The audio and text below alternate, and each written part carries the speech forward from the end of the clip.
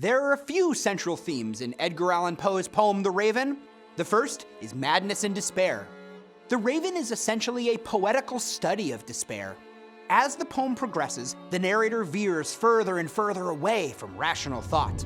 The bust of Athena, the goddess of wisdom, looks down on him from the very beginning of the poem, representing rational thought, which is overcome in the end by paralytic fear and loss embodied in the dark, stoic figure of the Raven. First, the narrator convinces himself that he is not being haunted by Lenore when he opens the door to his chamber and finds no one there. He tries to rationalize the sound of knocking, then the bird's presence and its speaking. As he continues to question the bird, the narrator grows increasingly agitated with every response of Nevermore. His reason begins to break down, and as he becomes desperate, he wants a different answer.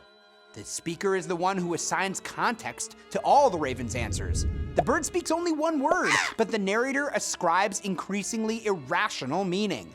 Once his hopes are dashed by the Raven's final Nevermore, he succumbs to his unhinged despair as grief has turned to madness. Another important theme is that of death and the afterlife. The speaker in The Raven sits alone in his room, a room and a chair where his beloved Lenore once sat, and he's engulfed in memories, finding solace in remembering and reading. He pores over forgotten lore as a way to bring Lenore back from the dead in memory, attempting to stave off the pain of Lenore's loss through study. When the narrator evokes Night's Plutonian shore, he equates the Raven's presence with death, as Pluto was Roman god of the underworld, an overseer of the afterlife. Associating the Raven with Pluto suggests that the bird brings a message from beyond, as ravens were often used as messengers. Will he be reunited with Lenore in the afterlife? Yet another key theme in the poem is loss and grief. Thoughts on the speaker's lost Lenore consume him, and scholars have drawn parallels between the speaker and Poe himself, who also lost his wife at a young age. The poem's staying power may speak to the tragic, universal experience of losing a loved one.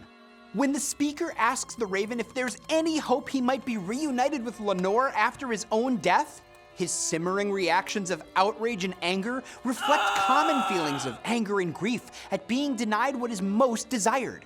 Our rational human selves are answer seekers, but loss and grief aren't categorical, let alone logical.